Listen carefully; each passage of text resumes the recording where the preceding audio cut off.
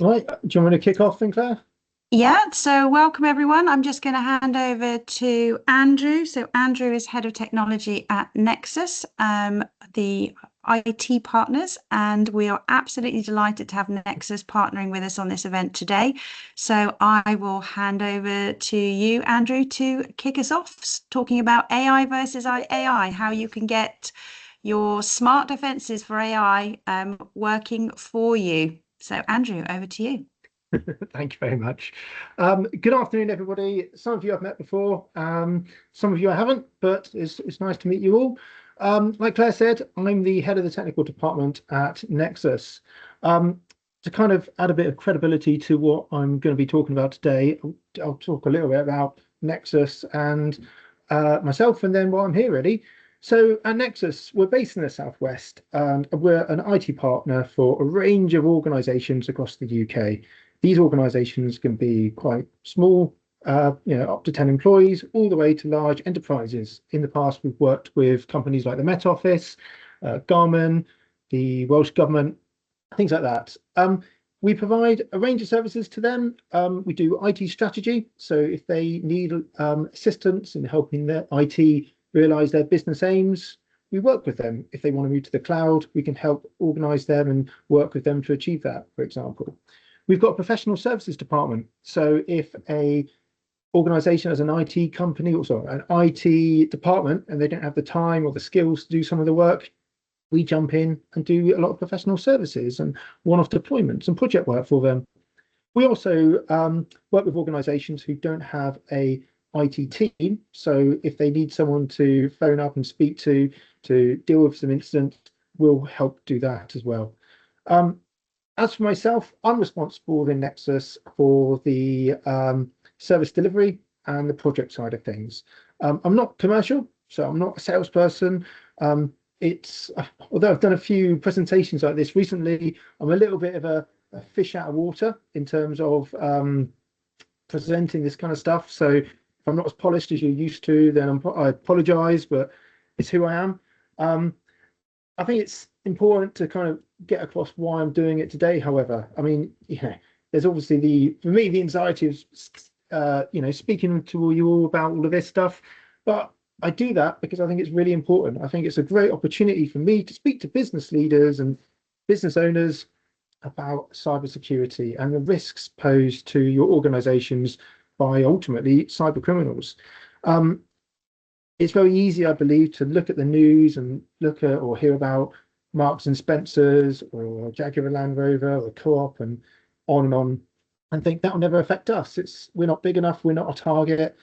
And this is my opportunity to talk to a wider audience, say you are a target. I've dealt with cyber incidents for organizations of all different sizes, and it's an awful experience for Nexus as well as the organization themselves. The amount of time, effort, stress, and money that goes into the recovery element of it is astronomical. And everybody is going to be the cyber criminals are targeting everybody. It doesn't really matter who you are. So that's what I'm here to do. This is what I'm here to talk about today, really. That's my objective. I'm going to be doing that by talking about the cybercrime industry and AI. I'm also going to be talking about, what's out there now, why, how criminals are leveraging AI to affect you. I'm going to be showing, I've got loads of stats. I've got screenshots from the dark web to try and make my point. And once I've done enough scaring of you to, really, get you worried, I'm going to be telling, hopefully reassuring you by saying how AI is being leveraged and used right now to protect organizations. And then at the end, really, I wanted to put myself in your shoes and think, right, if I was a business owner or business leader or IT manager or whatever on this call, what kind of things would I be taking away to action following this meeting? So I hope that's what people are expecting, because that's what it is. So the cybercrime industry. Okay, so this is supposed to be a dark and scary cityscape. You've got a picture here of a big, dark, scary city, but because we're Nexus and we like orange branding, my marketing team made it all nice and orange and happy. it's supposed to be dark and scary because cybercrime, it's an industry. And to put it into perspective, all those numbers there, it's a $10 trillion industry. So, that's a lot of numbers, it's a lot of money.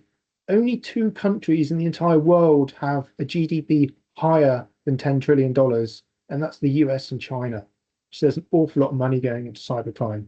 Now, this industry is made up of hackers, it's made up of organized crime, and it's made up of rogue states.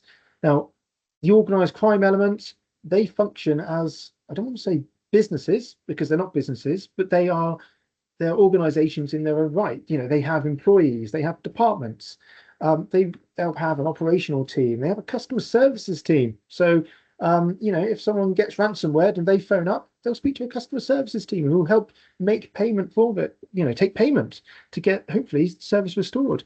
They use paid for software, the same software that we use at Nexus. So at Nexus, we use agents that we install on laptops, servers, desktops, all the rest of it. We use these agents to check, see what's going on, and see if there's anything that's about to happen. But also connect up to the machines and fix things as we need to. Cyber criminals use the same software we do. They also use the same, well, they're not the same, but they use software that's designed specifically for them. It allows them to track what they're doing and how they're going. So again, if they are almost a business in their own rights, these organizations, some of them have wallboards that say how many attacks they've got going on at this moment of time, what phase these attacks are on, how much money they've extorted from businesses this month, and how they're doing against target. So it's a scary, and it makes a lot of money. And if you think about it, because they use software that's designed specifically for them, there's a sub-industry actually supporting this one in its own right. So in the next slide, this is a recruitment post taken from the dark web. It's a screenshot from the dark web. And this is where a company or an organized crime organization, they're recruiting for somebody who will help them develop software specifically for cyber criminals. And at the very top, if you can read it, if you can't, don't worry, but it says they're looking for somebody who can combine AI into telephony. So again, it's an industry supporting this one. So how does AI and the cyber crime industry work together? So Claire, if you go to the next two slides. So first of all, what is AI? Well, first of all, it's a tool. That's what artificial intelligence is a tool. But it's faster than you are, and it's better in a lot of things, not for everything, but better than you for a lot of things. It's only going to improve as well and get better. To kind of put some context behind that. So in September last year, Microsoft partnered with a company called BlackRock. Now, when they partnered with BlackRock, they pumped $100 billion into data centers. And that's what they wanted BlackRock to produce. Here's $100 billion, build me data centers, which is purely focused on providing the infrastructure for artificial intelligence. Artificial intelligence uses a lot of resources. And, it's running at the moment with the resources we have. There's a whole amount of infrastructure which is being built to help help artificial intelligence get bigger, better, and faster. And that's just one deal that Microsoft have made. Meta, Google, they've all done something similar. Maybe not to the same level as $100 billion, but they spent a lot of money, and they are spending a lot of money on this. In terms of how it's being used right here, right now by, I guess, legitimate companies, there's a company called Salesforce, which I imagine some of you have heard, some of you may not have heard. Salesforce are a multinational organization which produces a bit of software called Salesforce. And again, it's used all around the world. Now, last year, they announced that they are not going to be recruiting any more software engineers. All their development internally is going to be done by AI. So to put that into context, you've got a world-renowned software engineering company who aren't recruiting software engineers anymore. It's all going to be done by AI.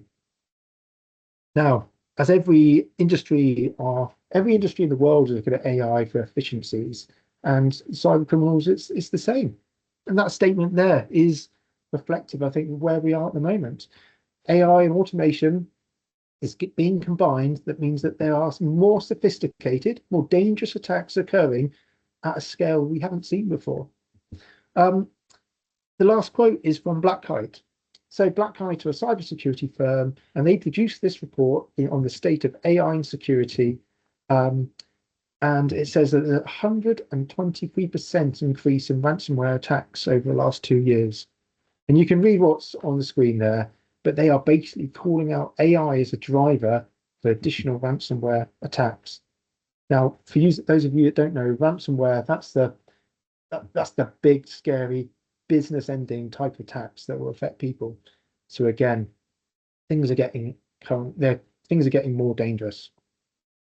So we can move on, please, Claire, to the next slide. And the threats that you currently face. Right. In the next slide, we talk about using AI prompts. So some of you may have played around with AI before. So if you use AI, it's really effective to give the AI prompt a persona. So what do I mean by that? Well, we've got at Nexus, we work with conveyancing firms, stuff like that. I was talking to one of our customers the other day, and I said, look, if you tell the AI prompt that they are an expert in UA conveyancing law and then ask it a question, the answer that you'll get will be a lot richer and a lot more effective than if you just answered the question, because you've given it a persona. You're saying that you are this expert in something, you'll get much better information. So Claire, if you click a button, you'll see that this is a screen this is again a screenshot from the dark web, where someone, a hacker, is sharing how they use prompts to crack ChatGPT. So if you went to ChatGPT now and said, right, how do I hack a computer, or how do I build a bomb, anything like that, it won't tell you.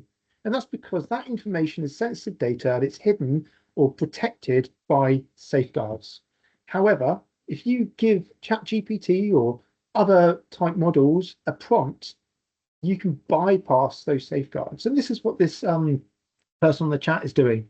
Now, why is it a problem, you might ask? Because it's a huge problem, because it's making a knowledge base more available to less skilled criminals than there was before. In the past, if a criminal wanted to hack an organization, they would need deep technical skills to do what they need to do to accomplish their objective. Now, not so much so. You can go to ChatGPT or other models, you can jailbreak it, and it will tell you bullet by bullet, step by step, how to damage and how to steal organizations' data. So the amount of threat actors which are effective has increased dramatically. And if you don't want to take the time to jailbreak a AI prompt, on the next slide, we talk about something called Onion GPT. So this is a AI model which you can pay for, specifically designed for cybercrime. So again, it's an industry supporting other organizations or criminal organizations. On the next slide, we talk about how it makes the bad worse. So AI can do things better. Again, so this is another screenshot from the dark web where someone is asking ChatGPT, or deceiving ChatGPT, and ask it how to make malicious code more effective and more dangerous. So again, if you think about Salesforce, they're not recruiting software engineers anymore. They're using AI. Well, the criminals, they've got viruses, malware. They're leveraging AI now to make them more sophisticated, to make them harder to detect, and make it so they can do more damage to computer systems. And on the next slide, we talk about how criminals are leveraging AI and turning it against itself. So for this instance, a good example for this is some organizations have deployed AI solutions, for all of their employees. Now, there are AI assistants out there which will help with emails. So for this instance, there might be people who use an AI email assistant. What will happen is they'll be sent an email. The AI assistant will read the email. It will categorize it, sort it out and put it into the appropriate folders or whatever they might have in Outlook. it can also actually read the email and draft a response for that user in the language that they would normally use, their kind of their lingo and all the rest of it. It has access to the company data. So if someone says, what's going on with this project, it will look on SharePoint, it will grab that information and write a response, which hopefully is correct. It will then leave it in the draft folder. And then when that user comes in, they can look at their drafts, edit it appropriately and send it out. The idea is that it saves time, and it's a legitimate application that a lot of people use. Well, last year, Cornell researchers developed a new piece of malware called the Morris 2 worm. You can go ahead and Google it. What the Morris 2 worm does is it's a bit of code that you can attach to an email, or they could attach to an email, which would then be sent. And if someone's got a certain type of AI email assistant, the assistant will read the email. A bit of code that's now attached to that email will then infect that AI platform and allow the attackers or the hackers access to all of that company's environment and all that company's data. So actually, it's a way of injecting itself into the AI assistant and poisoning it and doing lots of bad things, ultimately. So again, just because you've got AI, it opens up new attack vectors where there wasn't before. On the next slide, we talk about the financial document deception, it's called. And again, it's about, this is I won't say a company, it's not a company, it's a criminal organization that produced an AI piece of software, you can see from the screenshot there, which creates business invoices, or invoices which are designed to look like business invoices, which somebody could then create an invoice, send it to an organization and see if they pay it. The idea here is that's because it's generated by AI, means that it's going to be much more sophisticated and really very hard to tell the difference between a genuine invoice and a fake one. And again, it's a way of extorting that information from somebody. But again, it's a paid for piece of software, which organized crime, hackers, they can purchase, use, and then use that to try and attack your company. On the next slide, we talk about phishing emails. So I quite like talking about this because I've seen it demoed. So in I think it's June this year, I went to a conference in Dublin actually, and as part of one of the talks there, there was an ethical hacker. So that's what he described himself as. He basically works as a penetration tester, but he does a lot of other security stuff as well. He demonstrated how he could create phishing platforms. So what he did is he went onto the went onto the internet. He went to a legitimate, commonly used AI platform, and he did three things. He produced three different AI modules. The first AI module he linked up to the dark web, and it used it to scrape all these email addresses from the dark web. So basically, it's constantly getting email addresses, whether they're your email addresses or others. It's available on the dark web. And there are a lot of emails available on the dark web. It collects them. The second module, he wrote to create a phishing email. So what a phishing email is, an email which is sent to you, which is trying to be something it's not. It's trying to get you to click on something or respond to somebody. It's trying to pretend to be somebody it's not. And he created this module and said, right, I'm an ethical hacker. The objective, Mr. AI bot, is to create a content of an email which will fool people into clicking on this link or whatever. And he was able to create, and it would create an email which looked very genuine. It'd have company branding on it and looked, like a properly put together email. And the last thing he did is he used AI to combine the two other modules and send it out on a cycle, ongoing, and it looks like it was a legitimate source. Now he showed us he could build this in an hour. If he can do that, other people can do it as well. And if you want to take it one step further, you can make it much worse. So you can use what you put on social media to make these attacks more personalized for yourself. So I went to Cornwall on my holiday in the summer. Now I didn't put anything on Instagram or Facebook because that's not my bag. But if I put something on Instagram and said, look, I went to Cornwall, stayed in this caravan, it was all lovely, had a good time, put some pictures up. If you point AI at those kind of social media threads, it will then use that against you. It could send an email to me which says, dear Andrew, I hope you had a nice time at our holiday venue. You stayed in this caravan. Whilst you were there, you damaged a table or you damaged something. Reply back to us and we'll see what we can do to sort this out. They can personalize phishing attacks based on what we've got on social media, leveraging AI. Now, I've got some stats for you around all this. So credential phishing increased by 703% in the second half of last year. Now, the increase that increase was due to the use of AI. However, last year, the overall volume of phishing dropped by 20%, which actually, on the face of it, is good news. And I guess to an extent it is. And what it does mean is that you're getting less phishing attacks, less people trying to, or less attacks which are trying to steal money and steal your data. But in return, they're much more sophisticated than they were before, due to AI doing it, due to the use of AI. 65% of phishing emails target organizations, and 82.6% of phishing emails use AI to one degree or another. And lastly, the last stat on this slide is that 78% of people open AI-generated phishing emails, and from that, 21% of them click on malicious content. So again, AI is being used to create more effective attacks aimed at affecting your organization. So yeah, deepfakes. AI can create deepfakes. Now, I've got a story about this. At Nexus, we partner with a really nice, cool company, and it's run by ex-GHCQ people, and they've set their own security business, and we bought a partner with them. And they told me a story.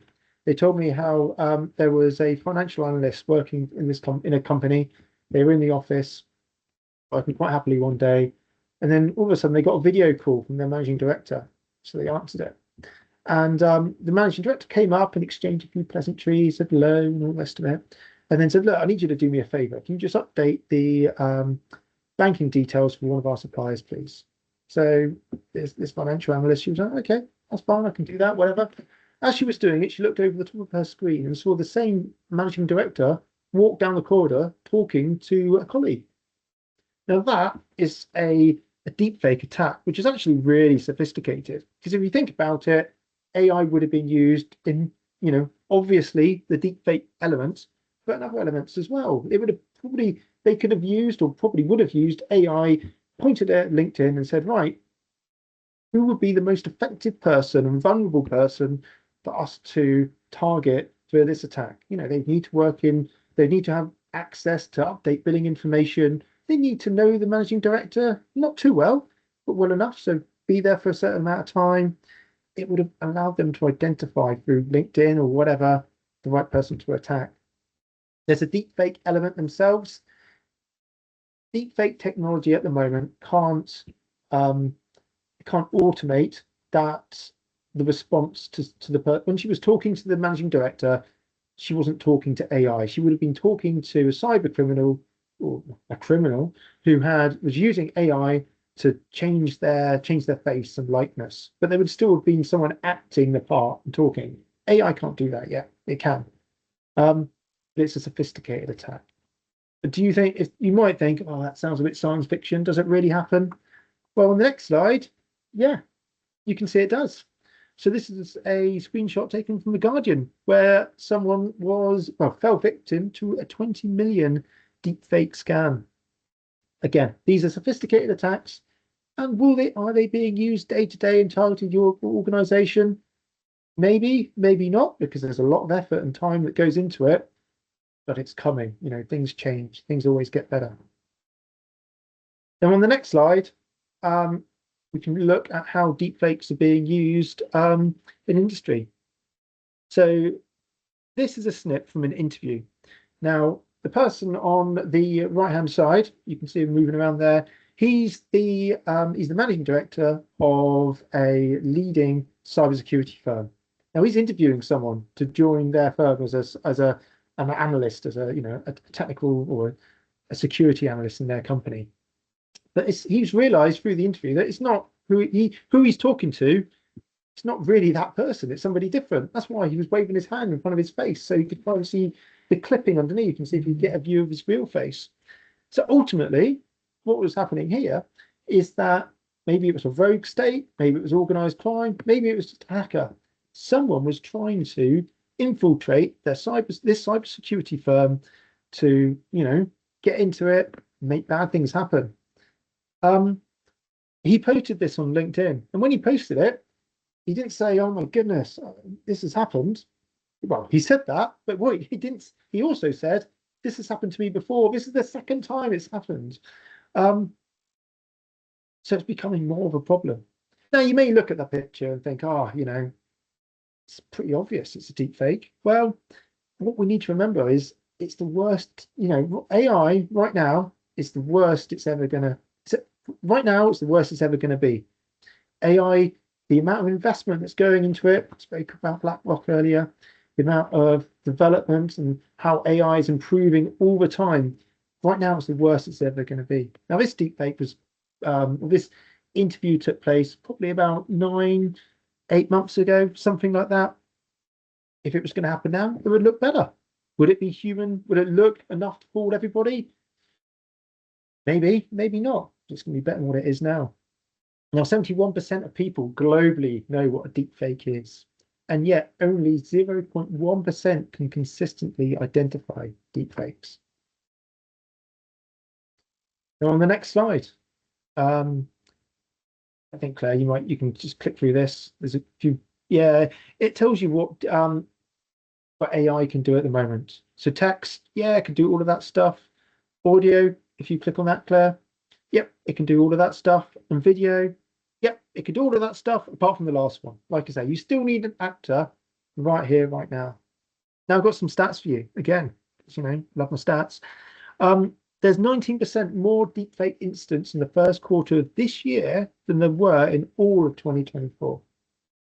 Deepfakes are now responsible for 6.5% of all fraud attacks, which is a whopping 2,137% increase from 2022.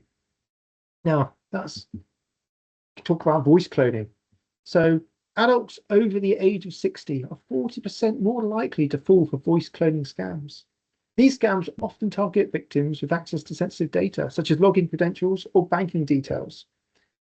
So all of this, when you combine it, Claire, if you click, it basically means that seeing or hearing a familiar voice or face is no longer sufficient proof of identity. And again, it's only going to get worse.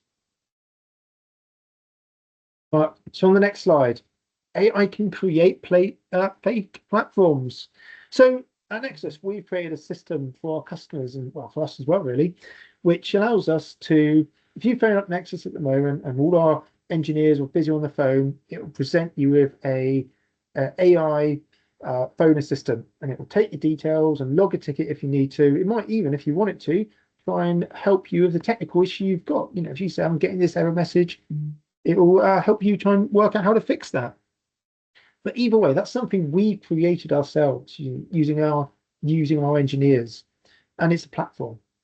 Now, at the time I put these slides together, actually, I was going to talk about how people might be using AI to create platforms such as this scam. But I tell you what, Claire, if you click a button, when I was creating this document, all of a sudden, a big news advert came up, or something was announced. Someone is using AI to create ransomware now as a platform, which is much more pertinent for this presentation. Now, some bits of which you can't see in this report, but it says that a cyber criminal threat actor based in the United Kingdom, they don't know who it is using Claude, which is an AI-based service system. They're using Claude to develop, market, and distribute ransomware with advanced evasion capabilities. And it goes on to say, they're selling ransomware services ranging from $400 a month to $1,200 a month, with different tools being provided with different package levels. So some entrepreneur is selling this to organized crime, hackers, as a system. And what it goes on to say really is this operator does not appear capable of implementing encryption algorithms, anti-analysis techniques, or Windows internal manipulation without Claude's assistance. So basically, if AI wasn't around, this wouldn't be this AI generated ransomware platform wouldn't be a problem. But because it is, you've got scary things happening. And on my last slide on this section, really, it goes without saying, isn't it? It's almost tin hat time. AI is being used to alter information about products, organizations, or even influence public opinion. I'm not going to talk too much about that because it says it speaks for itself. So anyway, now you're all being scared, we've got some good news. So Claire, if you can click and then click again. Right, so AI is now affordable and good enough to be used in the SMB market for defense and security solutions. So if we think about it, a couple of years ago, we weren't really talking about AI. I think it just appeared overnight, really, when everyone was talking about it. And that's happened for two reasons. Firstly, it's only really just been good enough. It's just reached a technical level and a technical criteria, whether they call it generative or whatever. It's only good enough now where it's really being used effectively by organizations. Before, it was very much pattern recognition. Now, it's kind of pattern recognition, but much more effective, and it has much more usable traits that affect businesses and efficiencies and all the rest of it. The second part of it is it's now affordable. Before, it was really, really expensive to use it, and it was used really by big enterprises. Now it's available for the SMB market, which is why, again, we're talking about it so much more. And well, modern security solutions leverage AI and provide robust security. So the ones that we think people should be looking at and we wanted to talk about today was EDR and SOC. So EDR stands for Endpoint Detection and Response. Before I explain what it is, I better explain why AV is no longer good enough. So antivirus is no longer good enough. Why is that? Antivirus is, there's a place for antivirus. Nexus used to sell it. You kind of sell it now wrapped up with an EDR bundle. Antivirus will look and monitor software and applications which are installed on machines. And if it's a known bad piece of application, it will do something about it. However, earlier on in this presentation, I already mentioned that hackers, organized crime, the cybercrime industry, they use the same tools that Nexus use already for their attacks. And we don't use viruses, we don't use malware, we use professional software. They're using the same stuff. So therefore, antivirus isn't going to be picking up. It's not going to be flagging that. It's a dangerous piece of software. What EDR does is it looks for behavior and it looks for what people are doing and matches what's happening and looks for patterns, and it alerts off the basis of that. So if you have EDR deployed on your machine or on anyone or across your environment, what you'll find is it sucks up all this information that are on your laptops, that might be on your firewalls, that are in the cloud. It sucks it all up and reviews it in real time and looks for patterns. Easiest example for me to explain would be with this scenario. So at the moment, I'm based in Exeter. Once this is finished, I'll go and get something to lunch. I'll close my computer down, log off. Then, if EDR or if the service sees me connect up from Spain a couple of minutes later, that's a piece of information. The fact that I log off is one piece of information. The fact that I log in from Spain is another bit of information. Might it be bad? Might it be good? EDR will look at that and think, well, that's impossible travel. How can Andrew get from Exeter or the UK to Spain in 10 minutes time? Is that a challenge? Is that a problem? It looks for patterns and it takes actions off the back of it. It looks at what people are doing. It reviews all this data, all the information that gets sucked off, matches the patterns and looks for risky behavior and then alerts off the back of it. If on my machine it sees that I've logged in from Spain and then the user account is created on my machine, it looks at that, sees that, then that user account is elevated to administration privileges. All of this builds up a picture of what's going on my machine. And if an EDR solution thinks that something scary or worrying enough is happening, it can actually isolate and lock that machine down. That's the response bit. It can do something off the back of it. When you combine that SOC solution, you get something which is very powerful, really. The SOC stands for Security Operations Center. Now, what this means is that EDR will be producing alerts. Andrew's logged in from Spain. Is that enough to isolate a machine? Maybe, maybe not, but it will create an alert off the back of it. But who's going to be looking at that alert? Most IT departments work, 9 to 5, 8 to 6, something like that. A SOC is a 24/7 operation. Normally it's a third-party operation, and it looks at all the alerts and takes actions off the back of it. And AI is used within that to shift the wood from the trees, to understand what's important and make a decision off the back of it and escalate it to a human if you need to.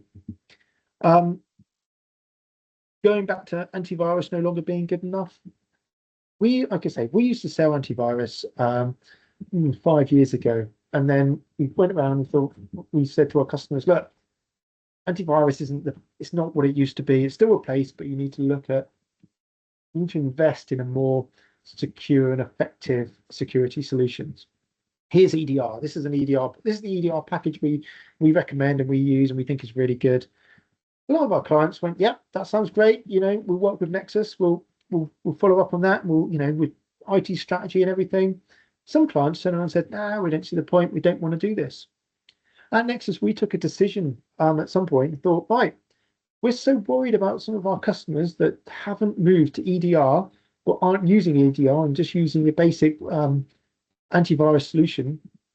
For free, we deployed the EDR solution on their environment. So they were already paying for antivirus licensing, got that license and moved it across to the EDR thing. But the deployment aspect, we did for them at our cost, because we were so worried about the challenges faced these days by modern attackers and the security problems. Some stats for this is 69% of enterprises believe that AI is necessary for cybersecurity threats as they increase in volume. The value of the global market for AI and cybersecurity is expected to increase from 15 billion in 2021 to 135 billion in 2030. So again, there's a lot of change going on here, and there's a lot of AI-based security solutions which are now available where there wasn't before, which does mean additional investment, but that investment is arguably, or I think it is, required to deal with modern threats. And lastly, more than 90% of AI cybersecurity capabilities come from third-party tools rather than in-house solutions. Now, I'm a big advocate for that. I know some organizations who've got an IT manager, no one on this call, and they develop stuff themselves and they think that that's great and it's covered and it might be suitable for them. I'm not going to tell them they're not doing the right thing. My view, however, is that you need to use a firm and a company who gets their products tested all year round. They are leading edge, they're 24/7, they're monitoring everything, they've got a SOC built into it, and it's cutting edge, because you need to be cutting edge these days for to deal with the threats that you face. On the next slide, we talk about proactive audits. So back in the day, let's talk about this first. Penetration tests. A penetration test is a test that's made on a company's environment. It can be an internal test, it can be an external test, and the idea is that it will look for holes and gaps in your IT security and see if it can exploit it. It's something you pay people to do. They're not going to actually do damage, but they're going to see how far it is. They're going to test your defenses. They're going to run these scans and see how far they get.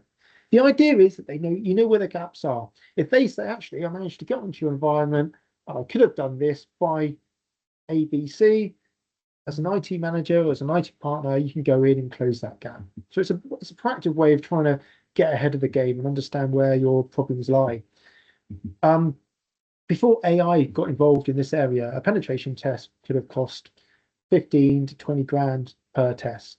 These days, it's a lot more effective. It's a lot more affordable because of AI. You can still run CREST certified penetration tests for the fraction of the price. And because it's CREST certified, you know that it's doing a good job. It's not just someone trying to sell you something. It's doing the job to the standard that you need to have it as. Again, it's a really good use of AI.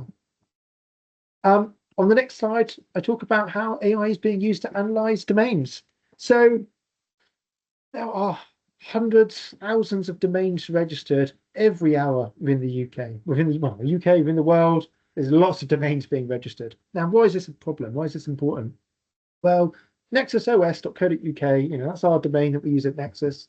If someone registered a domain which is very similar, Nexus, no O in the middle, .co.uk, an attacker might use that domain as a way of trying to trick people to click on links, or not trying to send an email to our customers and trying to get them to do something that they don't want to do.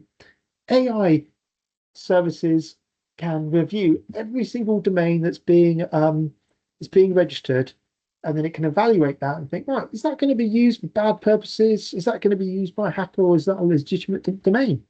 Now, it can review that. Again, it can do things a lot faster. The amount of data it can consume is much more than humans can. It can do that. It can review that.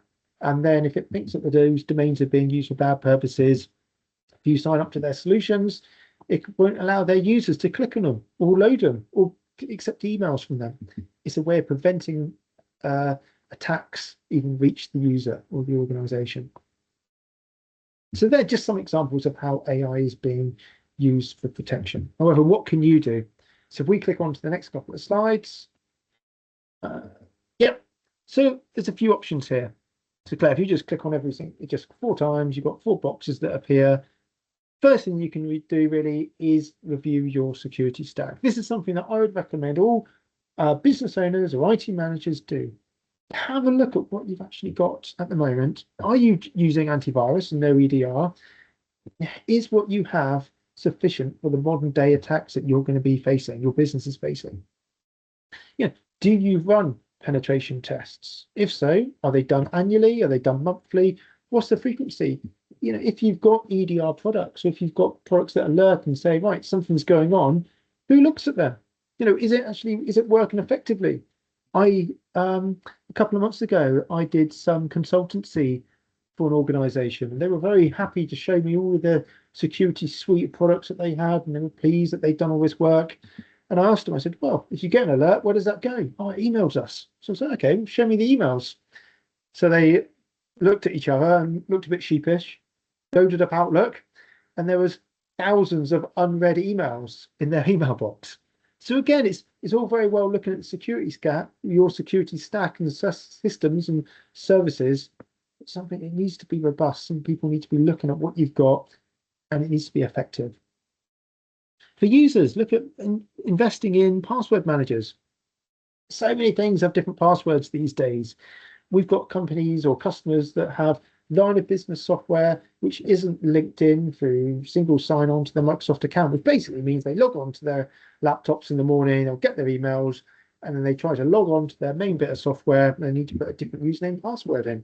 And then potentially they'll need to have another username and password for something else. It's not unusual. Before you know it, you might have hundreds of passwords that you need to keep on top of. You can't use the same one, and they need to be of sufficient complexity, which will, secure your environment. Password managers will do that. You can also link it up so it can have one-time codes which link into your multi-factor authentication. But it's something I think people should be using a lot more of. Then, is what you have working? So it's easy to say, right, you've got conditional access and multi-factor authentication. Is it effective? So for those of you who don't know, conditional access, these are policies that you have in your environment. And again, I would argue that it's the bare minimum for organizations now. If you take your laptop now and log in, fine. If you take your laptop and travel to Spain and log in, would it let you log in? If you take your laptop and log in from Russia or other places that may not be as friendly, will it let you log in, access your company data? You can lock down your access based on location, based on device. If I try to log into my Nexus data and I'm not on a Nexus laptop, or not on my laptop really, or my phone, it won't let me do it because conditional access is effective and working. And again, multi-factor authentication, make sure it's actually there, make sure it's installed and working. But on top of that, how effective is it? So at Nexus, we bring customers on board. They like the sound of us and they join us. And when they start, we have a look under the hood, see how everything is configured, and see what we're up against. And the vast majority of the time, we find that things are not configured to best practice or things aren't done right. And, it's easy. Best practice changes all the time from Microsoft. It's hard to keep on top of things. However, when you've got security solutions, it needs to be configured and it needs to be working effectively. Otherwise, you've got half the job there. We had one client who were affected by a ransomware event 5 years ago, something like that. Anyway, we were on a call with them about a year or so ago, 4 years after their event. And we looked at their security software and the security suite that they had in place and that they managed. And it turns out that they weren't doing any updates. They had it installed, but no updates were being applied. And these updates, they weren't minor updates, they weren't medium, critical, they were mandatory updates that the security software vendor was saying you need to install, and they weren't doing it.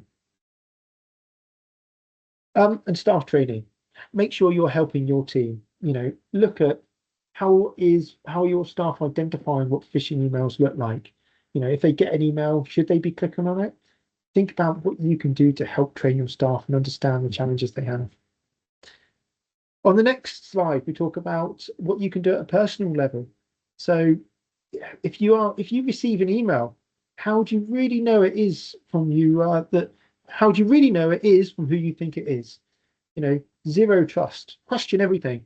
This comes from our security expert that we have at Nexus. He won't trust anything, and he's right to do so. People are trying to hack you all the time. You might get an email that says it's from Amazon or Google or Apple. How do you really know it is from them? Do you check it? Would you just click on it? If you're on this call, you might well check on it already, but do your staff do that, or do they just click away? And an unpopular thing to talk about, but really in this day and age, is review your digital footprint.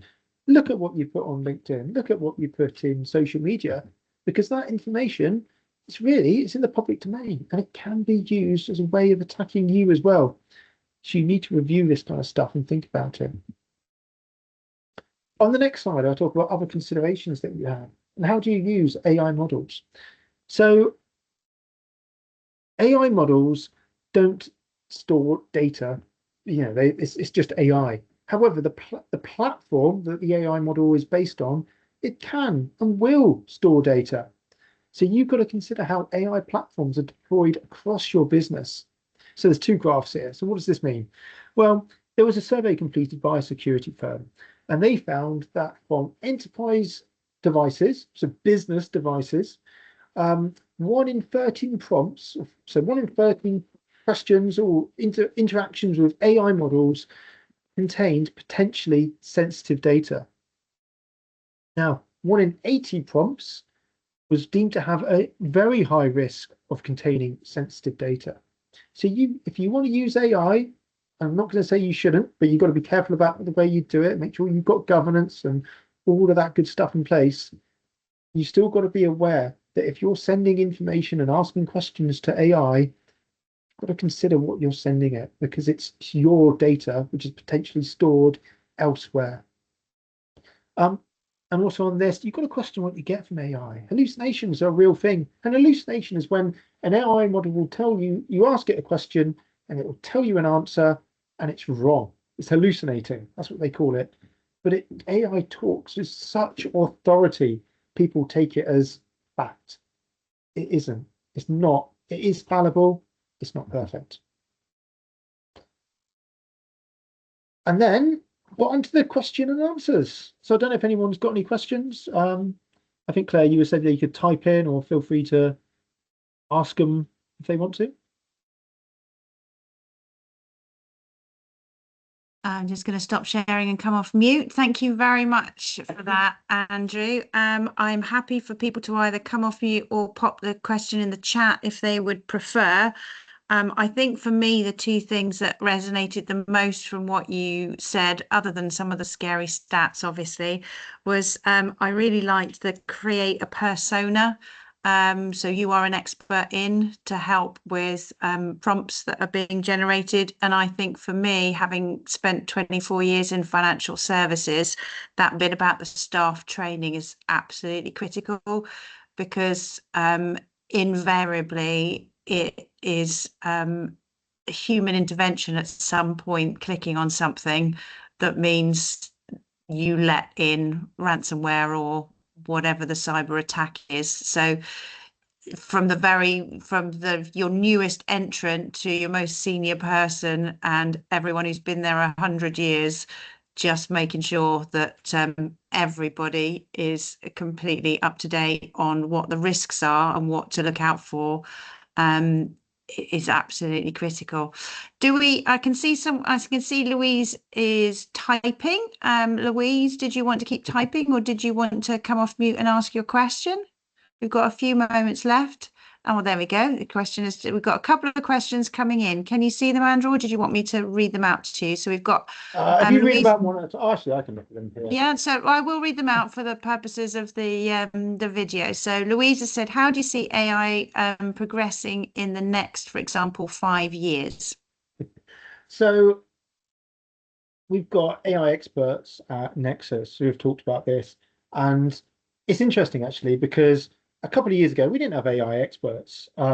We had people who are very, very, very talented at AI, at computers and IT, and they've got interested in AI, and they are, at Nexus we collect, but we have our engineers are they're fantastic. They're very highly skilled and exceptional engineers, and they wanted to be on the vanguard. They wanted to be on the crest of the wave, so to speak. So they've been getting involved with AI, and they came to us a couple of years ago and said, look, this is going to be a thing that we need to get across, not necessarily for just how we do things at Nexus, but for our clients as well. We can really help them develop.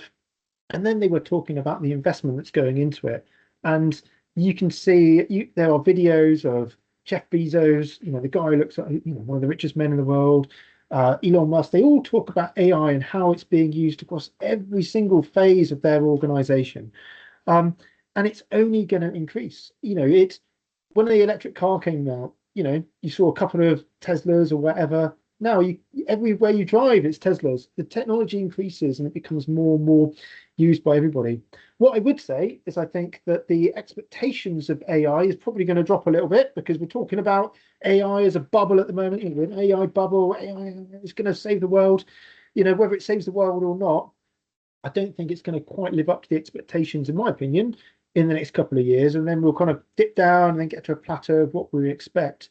But the amount of money that's going into it is a changing and emerging technology, which is it is scary in terms of how you think it might affect us all, but it will have an impact. I hope that helps, Louise.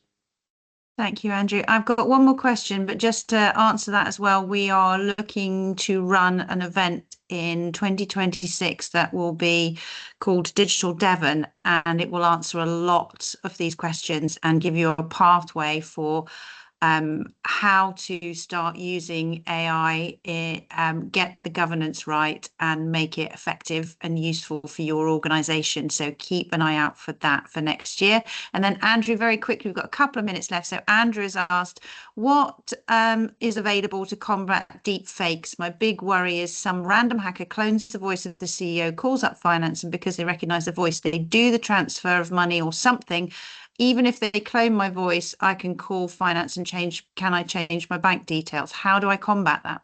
Oh, it's a good question, Andrew, and I don't really have an answer for you. I mean, we've seen some of organizations be attacked by hackers, criminals, whatever, and they've done it through WhatsApp. Now, that's something that at Nexus, we can protect our customers' environments using the Microsoft ecosystem or whatever, but you get something that coming out of left field like WhatsApp on their personal phones, it's not game over, but it's very hard to kind of stop that. I think for me, you can try and lock down your environment. You can stop Teams calls being made by external sources. You've got to combat that or weigh that in how you work with suppliers and customers and all this stuff. But it really comes down to user training and the zero trust stuff. You need to, whether you set up some kind of, look, if if you're asked to do something sensitive related to money and it's out of the ordinary, do they need to give a code word? Do you need to call them back on the no number? It's about trying to get that awareness out to all members of your organization that security attacks are effective and they're targeting every level. It's not just the whales. They call it spear phishing because they're trying to attack whales. That's what they call it, which is the CEOs or senior people. There's all different layers of organizations are being attacked by hackers, and it's about trying to get them aware that they could be targeted, and then they need to consider what they're being asked to do, and is it out of the ordinary, or how do they verify whether it's true or not. It's the awareness piece, in my opinion, at the moment, Andy. Thank you very much. I hope that answers your questions. If you have any other questions, then please, we'll send the slides out afterwards and a survey. You should have all the contact details for Andrew and also for Sarah in the chat. So please feel free to save the chat if you need anyone's contact details or you want to get in touch with Sarah or Andrew and you don't have that, then please let us know. I'm absolutely certain that they'd be delighted to talk to you and answer any additional questions that you've got. But that's right. Huge, Claire, can I just jump in? Just something quickly? I did have one last parting thought, which is on a slide, but I won't ask you to share it again. All I was going to say is, when I've done this presentation before, I think you can do the question and answers, and there's a little bit at the end. The bit at the end is to say that there was a report published by the UK National Security Centre titled "The Impact of AI on Cyber Threat from Now to 2027." Now, in this report, they list a whole range of things that need to be considered, but they said that quote, "There will almost certainly be a digital divide between systems, keeping pace with AI-enabled threats and a large proportion that are more vulnerable, making cybersecurity at scale increasingly important." So basically, it's awful. I hate saying I'm not commercial, but you need to be investing in your organizations because the threats are going to increase. And if you make the investments, you'll be on one side of the coin. If you're not, you'll be on the other. And you need to be taking this stuff seriously. Even the National Security Centre is highlighting this as a risk to organizations across the UK. And that's it. Sorry to jump in like that at the end. No, please do. It's been really, really helpful. I've learned lots. I'm looking forward to getting this up and sharing it so more people can access this absolutely critical information. It is really something that all businesses just need to be aware of. And to upskill the whole organisation. So hugely grateful to both of you and to Nexus for running this webinar. And I am absolutely certain that it will help protect our businesses from some of the threats that are out there. And we will continue to be vigilant. So thank you both so much. We will wrap up the call there. If anyone wants to meet up with Kirsty or myself, then again, the details will be in the chat and we look forward to speaking to you all again soon. Thank you so much for joining us today. Take care all. Thank you. Bye. Thanks, Claire. Thanks all.